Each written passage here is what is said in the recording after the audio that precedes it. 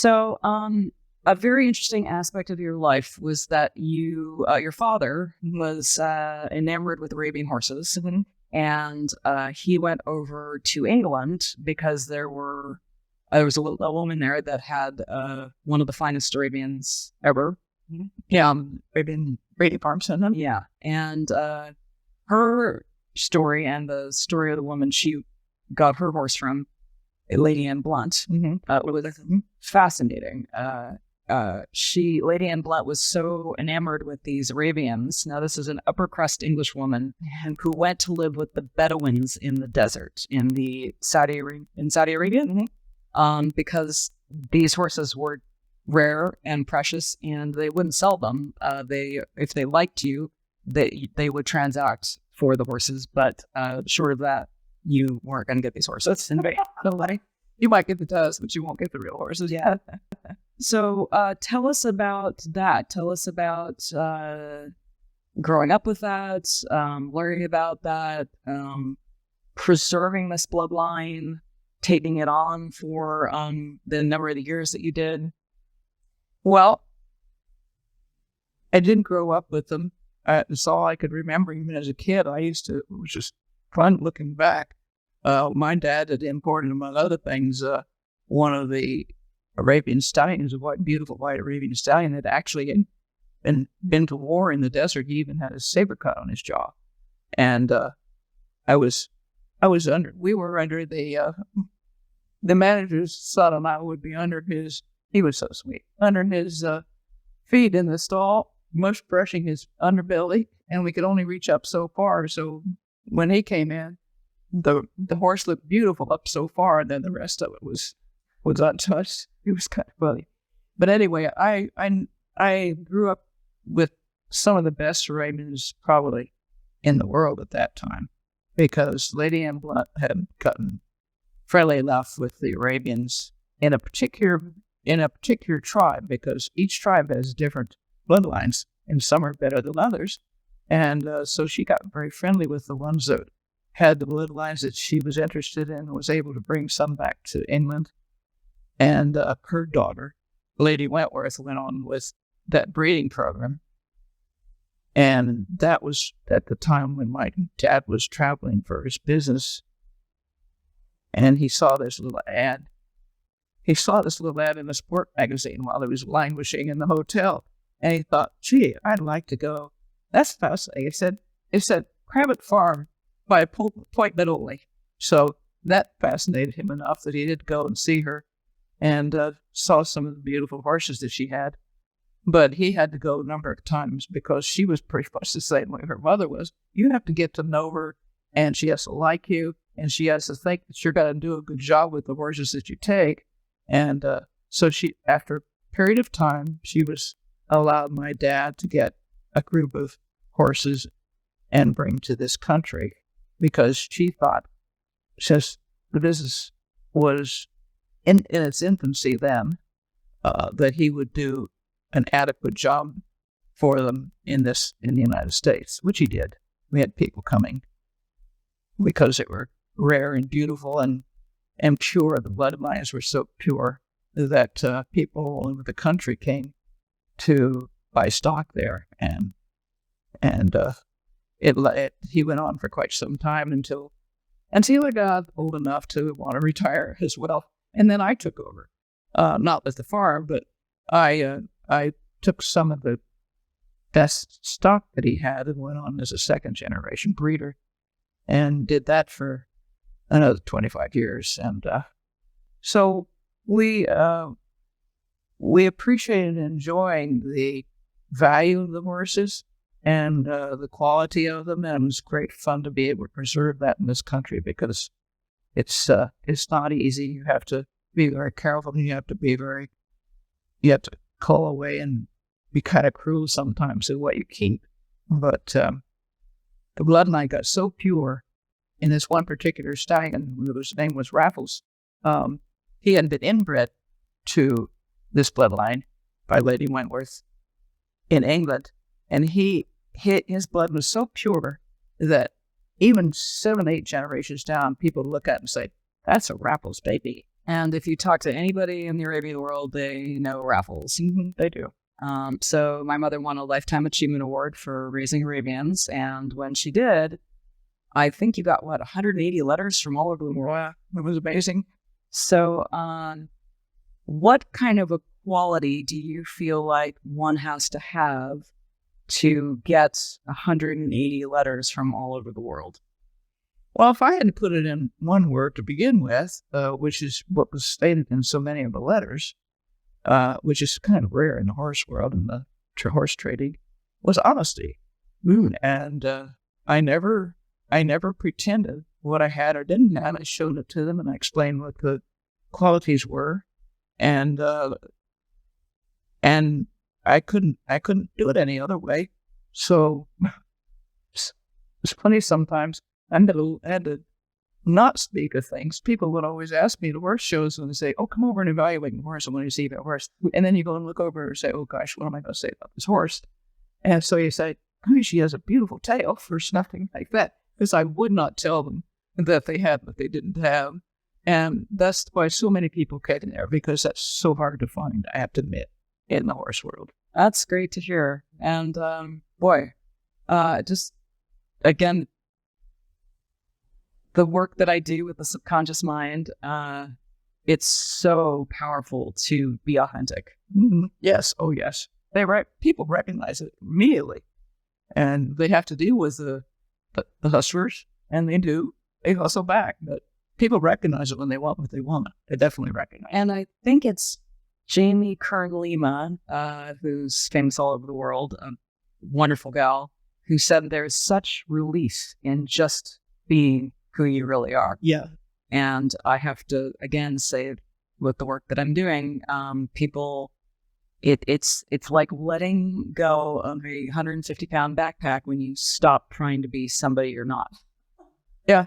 I've been doing little videos right now, and that was one of them. That why try and be someone else all your life? Because then you never know who you are, and you miss out on the beauty and glory of that existence, which is much more rewarding than anything that you can pretend to be. And yeah, you're right.